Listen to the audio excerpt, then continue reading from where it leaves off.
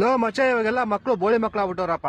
ಓದೋದು ಬರೀ ಅದೇನು ಮಾಡೋದೇ ಇಲ್ಲ. ನಮ್ ತಾತ ಮುತ್ತಾತನ ಕಾಲದಲ್ಲೆಲ್ಲ ನದಿ ಬೆಟ್ಟ ಗುಡ್ಡ ಎಲ್ಲ ದಾಟ್ಕೊಂಡು ಹೋಗಿ ಓದ್ಕೊಂಬತ್ತಾ ಇದ್ರು. ಓ ಮಚ್ಚ ಹಲೋ ನಮ್ ಮುತ್ತಾತ ಗುಡುಗು ಮಿಂಚು ಬತ್ತಿತ್ತಲ್ಲ ಅದ್ರಲ್ಲೇ 2-3 ಚಾಪ್ಟರ್ ಓದ್ಬಿಡೋರು. ಓ ಮಚ್ಚ ನಮ್ ತಾತ ರಾತ್ರಿ ಹೊತ್ತು ಬೆಕ್ಕಣ್ಣು ಉಳಿಯುತ್ತೆ ಗೊತ್ತಾ ಪಳ ಪಳ ಅಂತ ಅದ್ರಿಂದ ಓದ್ಕಂತಿದ್ರು. ಲೋ ಮ್ಯಾಮ್ ನಮ್ ತಾತ ನೋಡ್ರಿ ಅಕ್ಕ ಪಕ್ಕ ಮನೆಯವರೆಲ್ಲ ಉರ್ಕೊಳ್ಳೋರು. ನಮ್ ತಾತ ಆ ಬೆಳ್ಕಳೆ ಓದ್ಕೊಂಡ್ಬಿಡೋರು. ಲೋ ಮಾಮ್ಸ್ ತಾತ ಮುತ್ತಾತನೆಲ್ಲ ಬಿಟ್ಟಾಕ್ರಲ್ಲಿ ನಾವೆಲ್ಲ ಹೆಂಗ ಓದ್ತಾ ಇದ್ವಿ. ಹೂ ಮಚ್ಚಲ್ಲ ನಾನು ವಾಚ್ದು ಲೈಟ್ ಬತ್ತಿತ್ತಲ್ಲ ಅದರಿಂದ ಓದ್ತಿದ್ದೆ. ಹೊಟ್ಟೆ ಎಷ್ಟು ಉರ್ಸ್ತಾವ್ರ ಮಾಮ್ ನಾನು ಕಲ್ನ ಒಂದಕ್ಕೊಂದ್ ನೋಡಿದ್ರೆ ಬೆಂಕಿ ಕಿಡಿ ಬತ್ತಿತ್ತಲ್ಲ ಅದರಿಂದ ಓದ್ತಿದ್ದೆ.